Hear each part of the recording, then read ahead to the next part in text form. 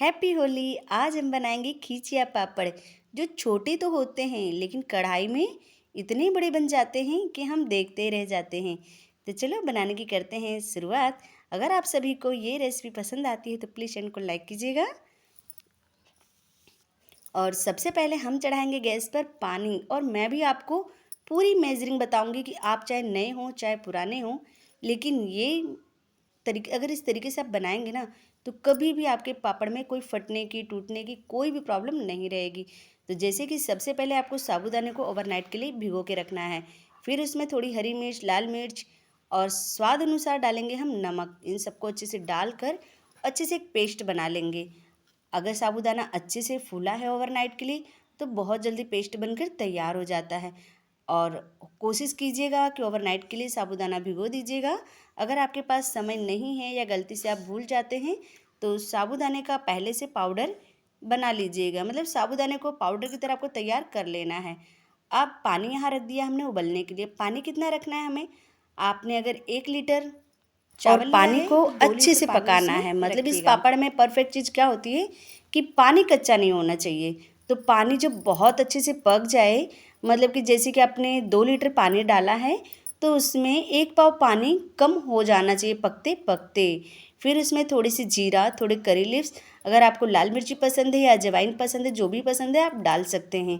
तो अब अच्छे से जो साबूदाने का हमने पेस्ट बनाया था ना, साबूदाने का पेस्ट अच्छे से हम डाल देंगे इसमें और अच्छे से कर देंगे मिक्स। और मैं आपसे गारंटेड बता रही हूँ कि इसमें एक गांठ भी नहीं पड़ेगी। आपको ऐसा लग रहा है ना साबूदाना ऊपर आया हुआ है, लेकिन एक भी गांठ इसमें नहीं डलेगी। अभी आप देख लीजिएगा प्रूफ। और तीसरी चीज़ ये होती है कि चावल को जब भी आप लें तब छान कर लें, और एक हाथ से चावल डालते जाइए और एक हाथ से आप मिक्स करते जाइए। तो अगर आपके पास 2 लोग नहीं हैं घर में या 2 लोग नहीं, तो इस तरीके से आप कर सकते हैं कि मेरे घर में मैं अकेली हूँ, इसलिए एक हाथ से छन्नी से मैं छान रही हूँ और दूसरे हाथ से मैं मिक्स कर रही हूँ।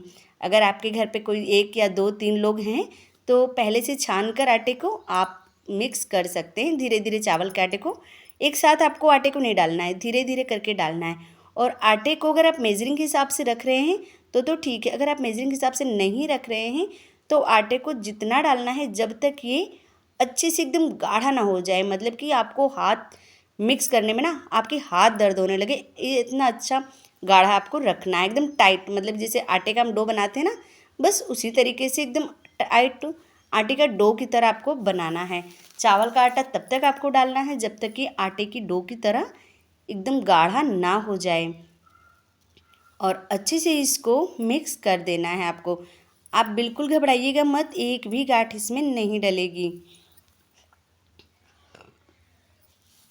क्योंकि आज मैं आपको एक ऐसी ट्रिक बताऊंगी ना कि आप नॉर्मली से बना सकते हैं। और एक ख़ास बात मैं आपसे बता दूं, पहली बात ये होती है, जैसे कि मैंने कई ट्रिक आपको बताई, तो एक ख़ास बात ये है कि जैसे जो भी बर्तन आप लें, कढ़ाई लें, कुकर लें या भगोना लें, कुछ भी लें, वो बर्तन मोटे तले का होना चाहिए। पतले तले का बिल्कुल मत रखिएगा, क्योंकि सारा प्रोसेस तो आराम से हो जाता है लेकिन जो लास्ट वाला प्रोसेस होता है इसी में आती है प्रॉब्लम सभी को।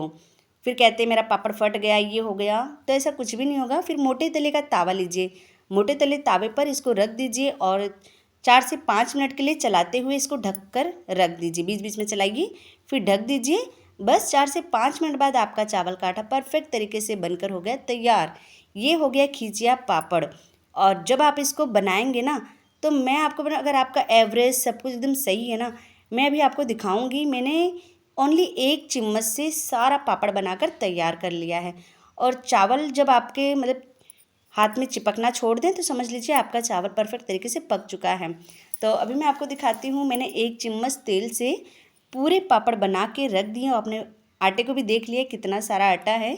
तो इस तरीके से गरम गरम में ही आपको किसी भी पॉलीथीन या प्लास्टिक की बोरी हो, बैग हो कोई प्लास्टिक का, तो इस तरीके से हल्का सा ऑयल लगाकर आटे की तरह डो के फॉर्म में इसको गूँथना है आपको।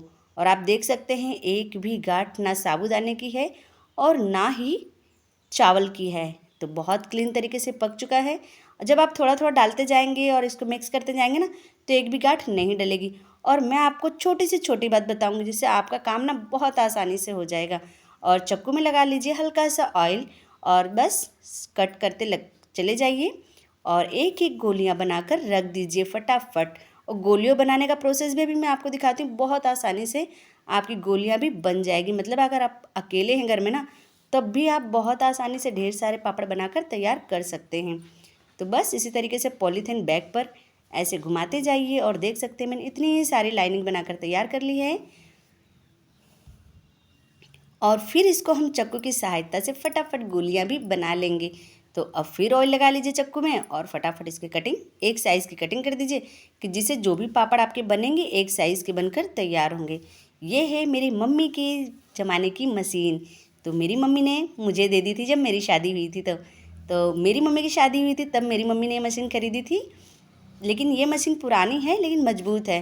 पहले की चीज़ें क्या होती थी, मजबूत होती थी।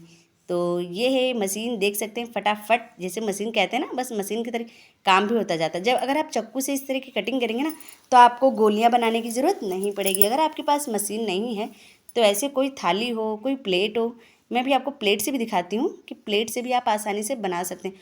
और आपको किसी की ज़रूरत नहीं चकला काटे, कोई कुछ करे, कोई गोलियां बनाए, ऐसा कुछ भी करने की ज़रूरत नहीं। फटाफट ये बनकर तैयार हो जाती। और आप देख सकते हैं मैं ऑयल बिल्कुल नहीं लगा रही हूँ, सिर्फ मैंने एक बार ऑयल लगाया था। तो इस तरीके से कोई प्लेट हो, कोई कटोरी हो, अगर छोटे छोटे बनाने हैं तो कोई कटोरी, प्लेट कुछ भी हो तो इस पर आसानी से कर सकते हैं। और जब ये अच्छे से आटा बन जाता है ना, तो पहली बात ऑयल की ज़रूरत नहीं पड़ती। और दूसरी बात, आप किसी भी कपड़े पे इसे फैला देंगे ना, तो उस पर ऑयल रिलीज़ नहीं होगा। जब लगेगा नहीं तो रिलीज़ होगा नहीं। तो पसंद आए तो प्लीज़